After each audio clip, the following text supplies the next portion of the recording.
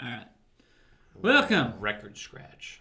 to our podcast, Redeemed. Thanks again for joining us. We are in Ephesians. Ephesians. Should I post the Ephesians thing? I don't remember The Ephesians. little pictures. That'd be cool. I don't remember what Ephesians is, and I just scanned them all, but I don't remember what Ephesians is. I can't remember off the top of my head either. I'll have to find The it. book's right out there in the hallway. Tune in next week. When we figure it out. Yeah. Yep. So, Ephesians. I think it's probably one of my absolute favorite books. I have a lot of favorite books, but this one rates right at the top, is probably my absolute favorite. I love the way Paul talks in this one, and he lays it all out. Yeah, he lays it all out. Lays everything out. Yeah, he does. And there is so much you could talk about. I mean, you could start at chapter 1 and just start working through, and it's like, oh my goodness, there's so much that as a Christian I need to work on. Yeah, I mean, honestly, you could. Yeah. We could probably spend 15, 20 episodes here. Yeah. I mean, he talks about how both the Jew and the Gentiles are reconciled through Christ, and so that means that both have the opportunity to come to know Christ. It's not just for the Jews, which was one of those things that was big for him at that time, because they thought of the Gentiles differently, and Paul's like, no, that's not the way it works. Yep. Oh. They can all be part of God's family, which is their lesson for us. Jesus was pretty clear on that when he was here. Yep. You guys still missed it. Yep. Yeah. And he basically, to me, it's saying that everybody should have the opportunity to become a Christian. Absolutely.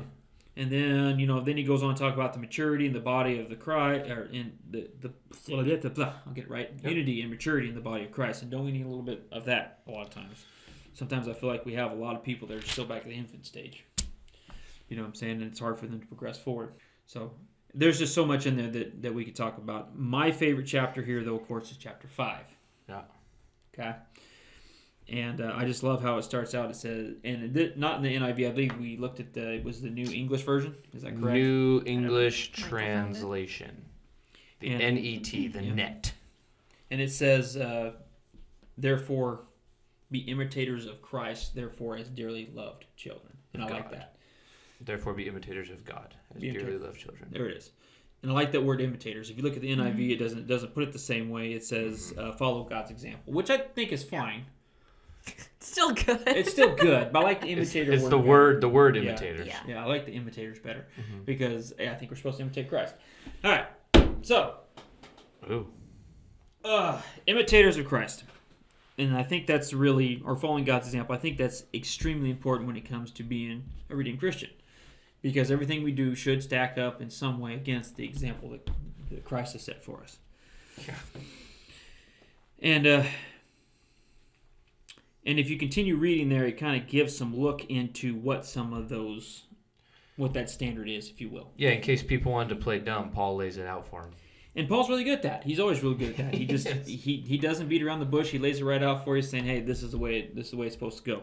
Here are the facts. Yep. And if you keep reading, it says, "But among you there must not be even a hint of sexual immorality, any kind of impurity, or of greed, because these are improper for God's holy people. Nor should there be obscenity, foolish talk, or coarse joking, which are out of place, but rather thanksgiving. For of this you can be sure, no immoral, impure, or greedy person, such as an idolater, has any inheritance in the kingdom of Christ and of God." That to me, that was my saturation verse for a long time. Yeah. Because I just feel like I fall so short, so often. Because I'll be honest with you, I know how to coarse joke. I know how to say a little bit of obscenity and some foolish talk. You know what I'm saying? I've been accused of all of those. Yeah. And so, and the way he puts it, it's just like there's no wiggle room. You know what I'm saying? That's why I like Ephesians so much. Mm-hmm. It's like there is no, well, you can do a little bit of this or a little bit of that. We can let it slide here a little bit there. No, Paul's pretty clear. It's very straightforward. It's no. Yeah. It's just simply none of no. None of this. Has any inheritance in the kingdom of Christ and of God. Now, if we are redeemed Christians, that should make us a little bit worried. Yeah. Because if we're not doing some of this and living this way, it's for the fact that we are going to have that inheritance. Exactly. You know what I'm saying? And so if we're not living the way that's laid out for us, living the example that we've been shown, then we could be falling very short, and that could cost us. You know what I'm saying? Absolutely. So, like I said, it was my scripture saturation for a long time, because I wanted to make sure that I was doing my best to cut those things out. Now I still trip and stumble sometimes, and they get in there. My wife likes to point those out for me. you. Yeah, quite often. Yeah, it's like I made the mistake the other day and called one of my kids, which I didn't think was overly bad, but probably not the best thing to do. You know what I'm saying? And what? Why did I do that? Well, it's because he was thinking only of himself, and he was being mean to his sister. He was being one. You know what I'm saying? Oh and so my I God. called him that, and my wife was not very happy about that. I hope she doesn't listen to this episode, because she'll probably be upset with me. Don't worry, I'm editing that part out. We got our first beep. We're not, no. And so anyway, Why would... and so what I'm saying is sometimes I make mistakes, and I don't think before I act. Yeah, I know. Yeah, you don't. Your exact response is the same response I got from my wife, and so it's like, okay, so I had to back up and rethink about things. So hey, just honesty, man, honesty. That's right. So Believe in jerk that. would have worked better or something else, okay?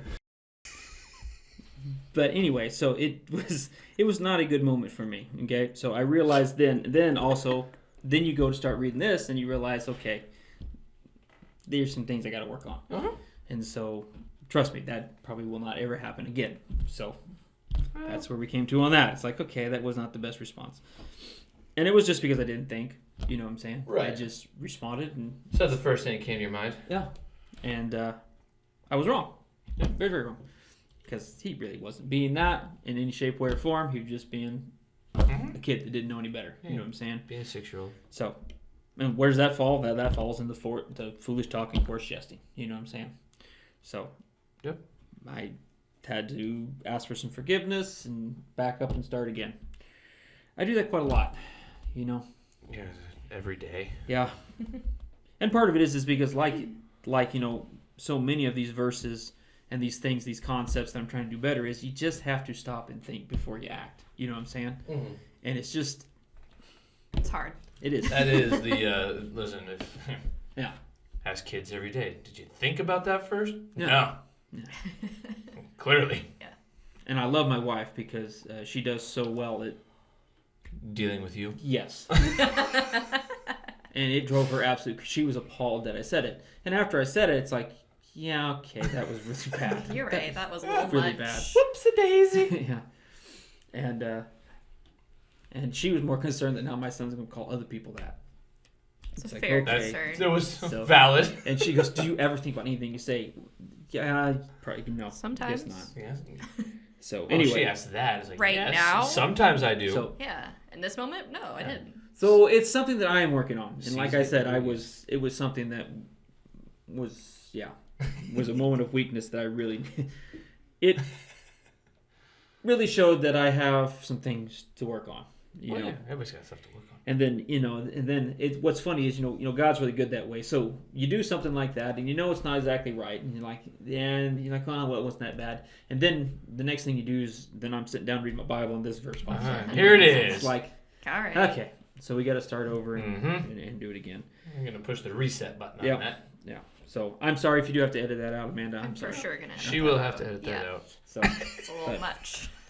next time I'll just say beep, and we'll go from there. Okay. Yeah, I don't know how that's gonna come out. There's a weird jump. That would be why. Uh-huh. Yeah. We'll clean it up in post. We'll clean it up in post. Sadly, yes, we're gonna have to clean Well, it up unfortunately, in I thought it post. went very well with what we're talking about here. I mean, You the know. story was fine, but just Okay, I'm sorry. we'll talk about it after. I'm sorry. My bad. My bad. We'll review the episode and get back to you. Okay. Gonna get a lot of views. I'm sorry. I'm sorry. It's all catching up now. There will be a live episode. You know. I don't know if we can do a live show.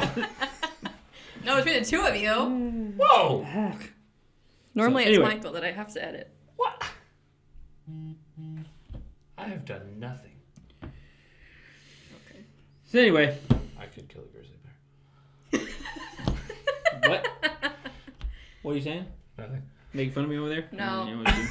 Said he's normally the one I have to edit is Michael. Yeah.